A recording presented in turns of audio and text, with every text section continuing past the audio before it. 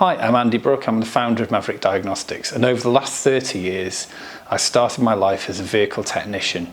I've worked in the development of tools and development of tool programs for the OEMs and aftermarket tooling. I've had vast experience in the market, and I'm really trying to help out the independent aftermarket these days. I help with the UK AF Car Federation and the IAAF, and I'm currently working to help implement block exemption into the UK. I also help people register as manufacturers and help any fights or any issues that we have with manufacturers across the board.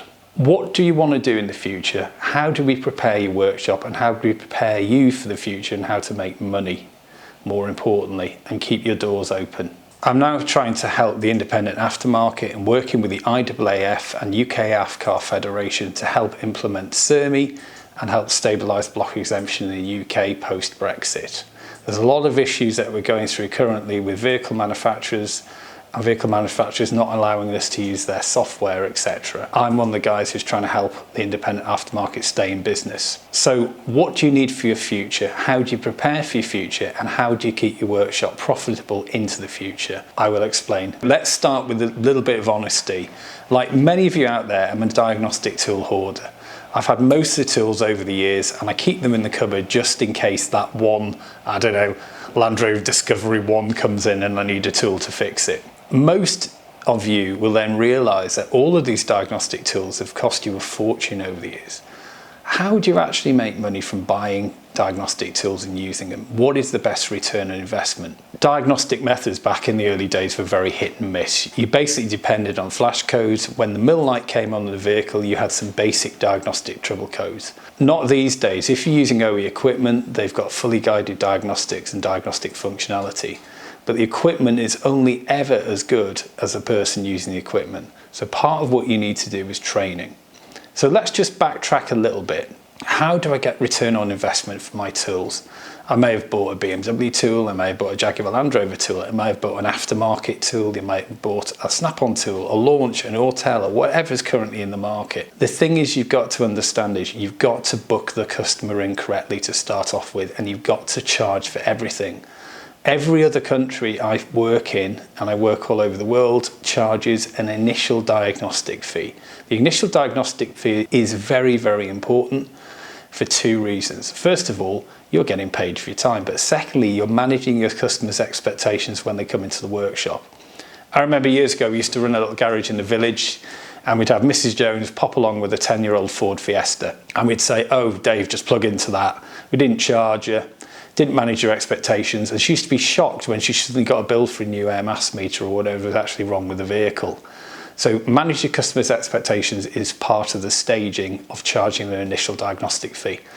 Secondly, when you're actually getting a car in, when it's booked in, don't just say, "What's wrong with the car? Oh, it does this." The best thing you can possibly do with this is actually get a booking in form. So you book it in and speak to the customer.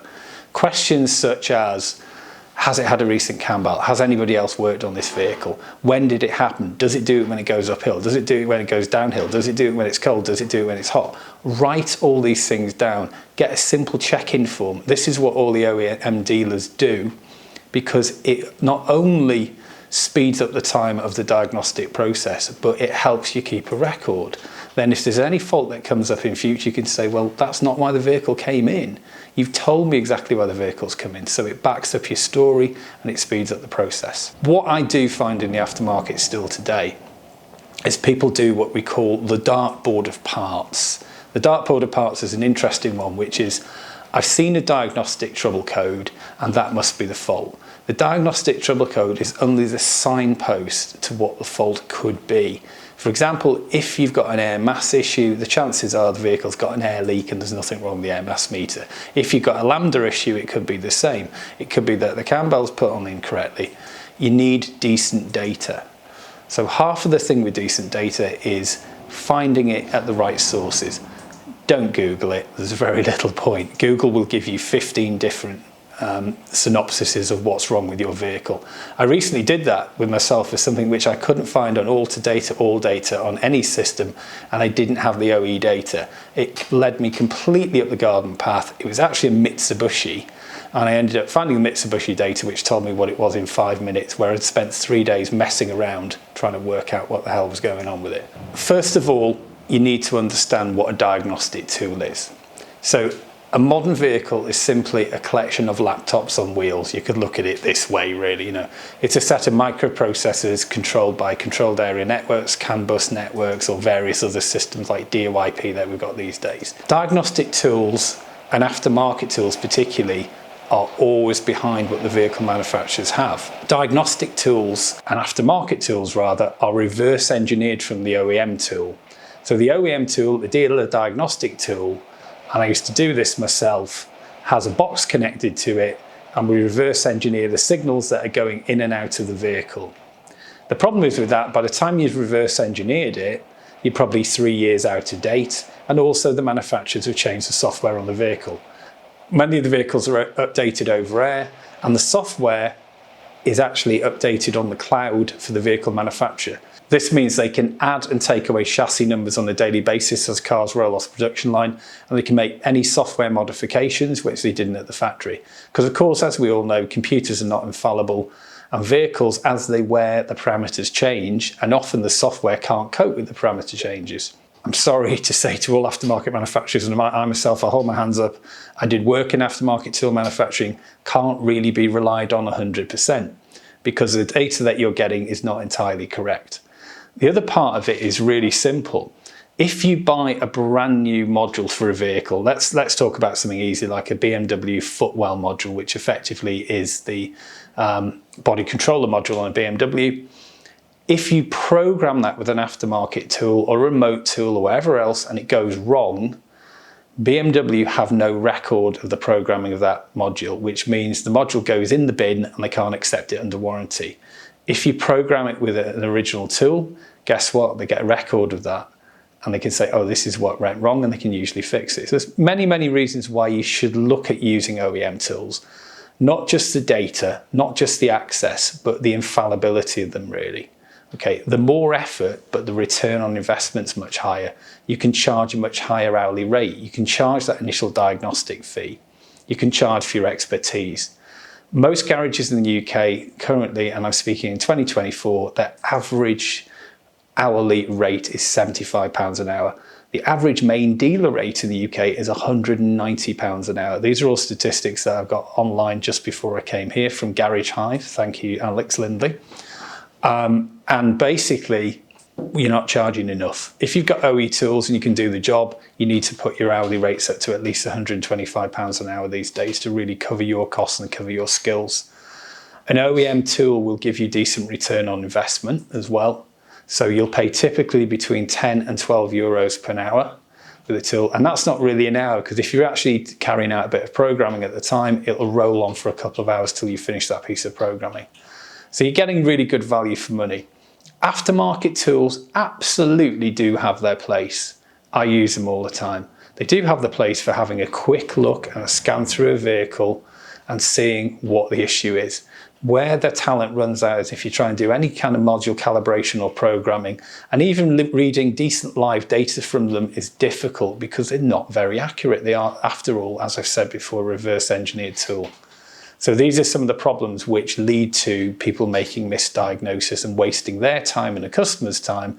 And at the end of the day, you're being charged, or you're charging the customer. What about pass-through, I hear you say? Well, I've personally been involved with pass-through since about 2005, coming in from the US and across Europe. Simply put, pass-through does not give you what a full OEM tool does, and they'll still charge you the same hourly rate for it. It's very good at doing a quick module reflash, but effectively on a lot of the diagnostic side of it, it doesn't cover diagnostic functionality. It's just simply for reflashing. More and more these days, manufacturers have withdrawn their support for it. So it's a fairly difficult subject. You may as well get an OEM tool in the long run. Most of the guys who started off with pass-through have now moved to OEM. There's systems like Mercedes pass-through, which actually isn't pass-through, but they call it pass-through because they have another thing called Zentry EU, which uses a different device. It's just a device difference between those two, and the coverage is very slightly different. We've been involved with remote diagnostic tools for many years. They're very good if you want something in your toolbox which will get you out of jail free. think about this. A remote tool has an OEM tool connected at the end. The OEM tool then has to go to the OEM server. It then has to go to the remote tool portal, which then has to go through to your tool, through your workshop Wi-Fi, and finally to the vehicle.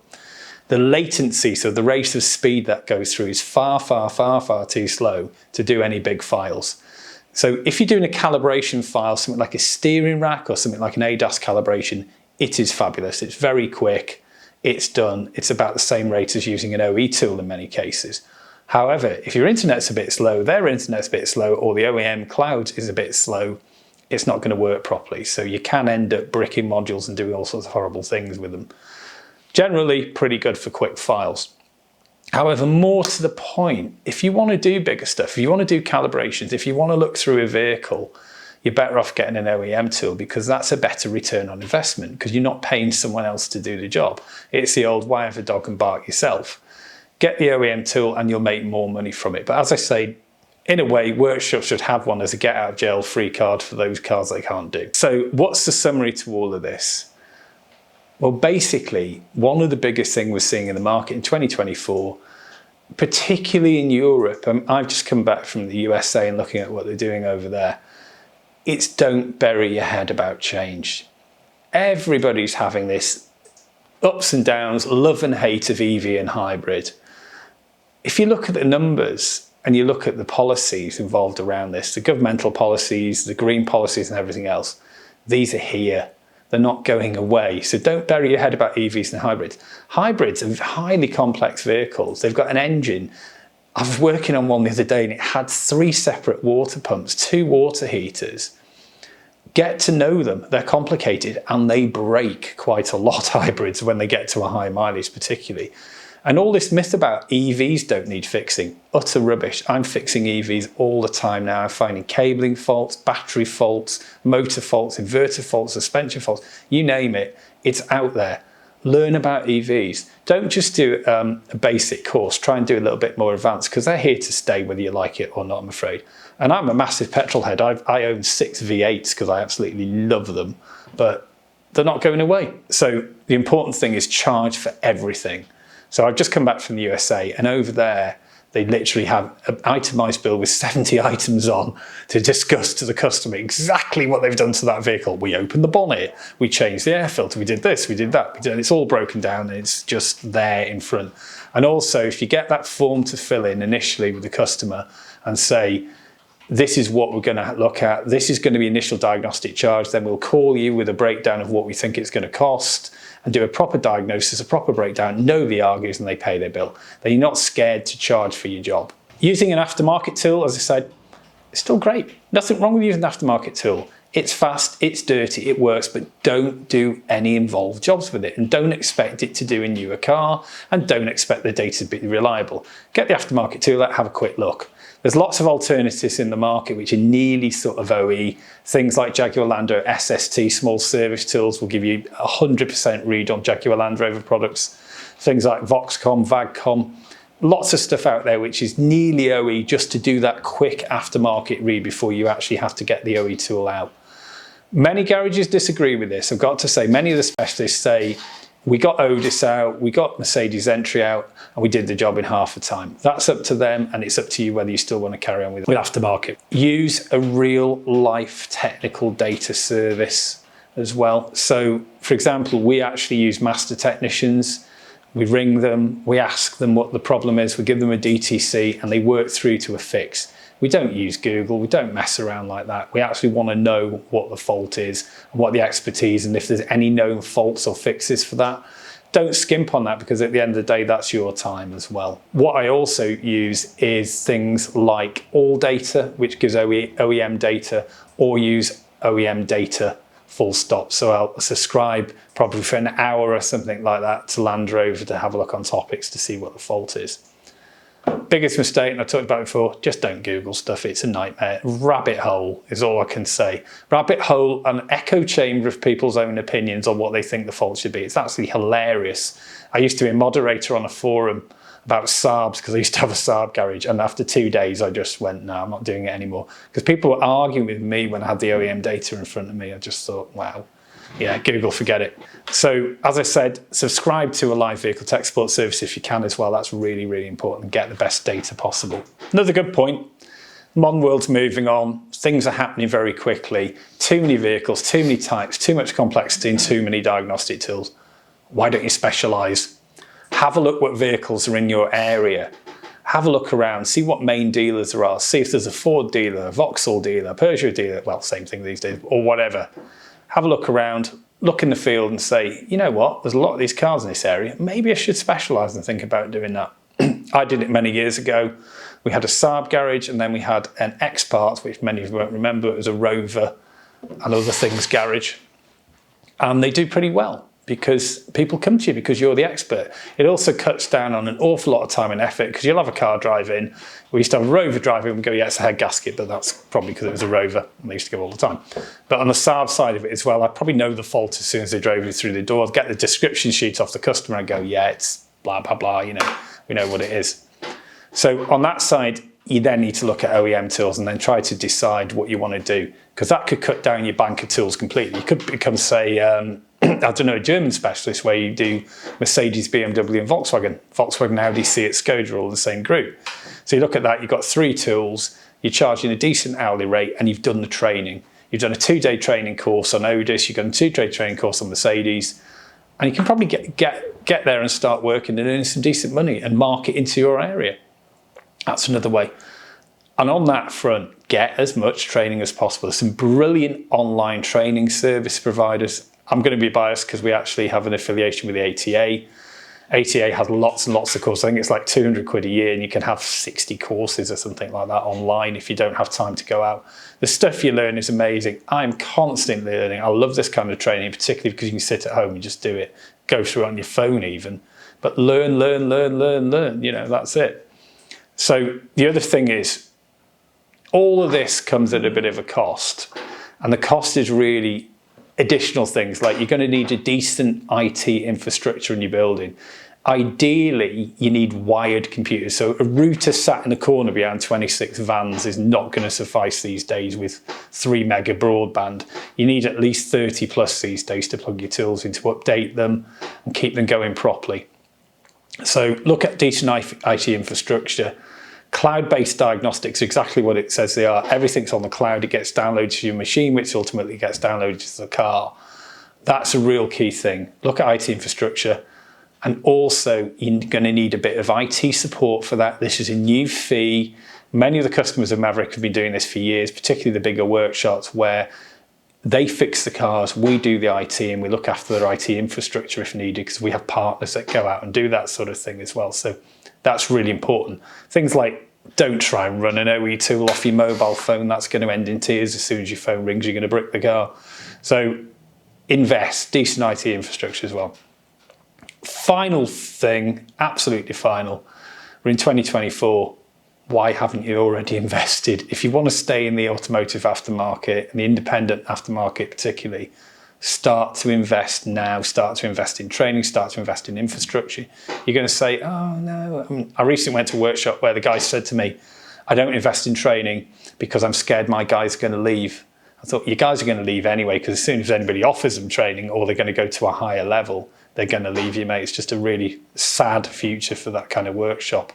Think about the future and think about it now. If you want any further information about the topics that I spoke about today, please have a look at maverickdiagnostics.com or please give us a call. Thank you.